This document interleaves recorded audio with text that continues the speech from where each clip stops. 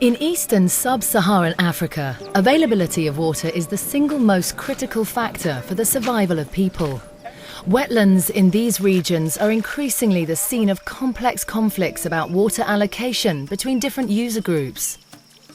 This is the case in the south of Kenya, in the region of Kimana Wetlands, which are fed by the melting ice from Mount Kilimanjaro. In this region, the upper wetlands and land adjacent to the streams are increasingly occupied by farmers. Local people and Maasai herders downstream suffer as less water is left for domestic purposes, irrigation and livestock.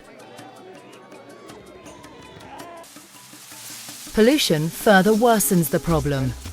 Chemicals used by the farms lead to pollution downstream. All this results in growing tension between people and to increased poverty for some. Water diversion is the biggest problem. If you look at Kimana River from where it starts, around 5 kilometers from the swamp, all the way its water has been diverted. And the first consequence of that is that there's less water that goes into the swamp. That means in terms of amount of water that comes out of swamp the other way to the downstream community, there's less of that water. And during the dry period like October, September, early November, it's very common to find people fighting over water. With more land being converted to farms, also elephants and other wildlife suffer. They're losing their traditional migration routes and are entering farmlands, often destroying the crops. To prevent this, elephant populations are being forced by fences into smaller areas of the Amboseli National Park, which are unable to support their numbers. This in turn leads to increased degradation of the park area, causing a negative impact on the tourism industry.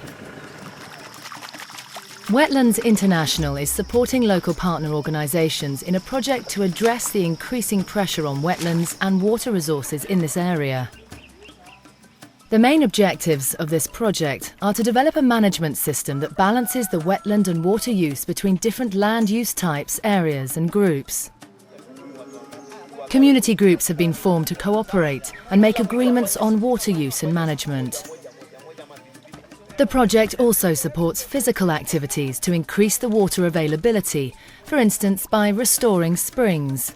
The role of the community here is not only to protect the spring, but also to ensure that there is enough water. So what they are trying to do right now is to dig up the silt that has accumulated here for many years to create more room for water to come out from the ground.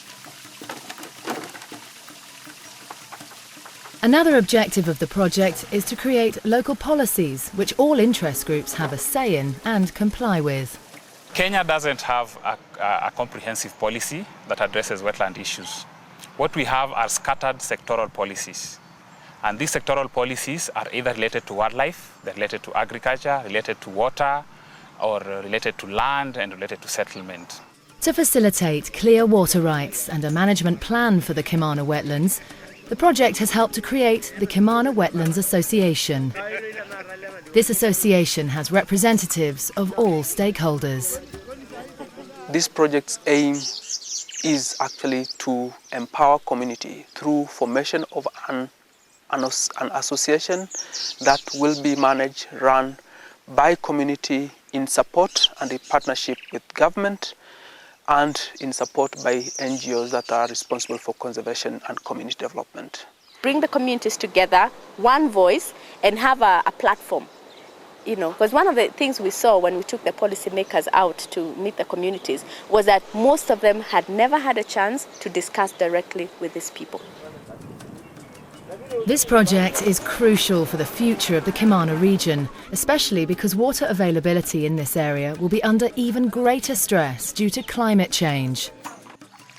The even flow of meltwater from Mount Kilimanjaro will be affected when the mountain loses its snow cap. This is expected to happen within just a few decades. It will lead to stronger runoff after rainfall and severe droughts at times, without precipitation. Rainfall patterns might also become less predictable, making life for the people of the Kimana even harder. For Wetlands International and its partners, the challenge is to replicate the lessons of the Kumano Wetlands project to other wetland areas that struggle with similar problems.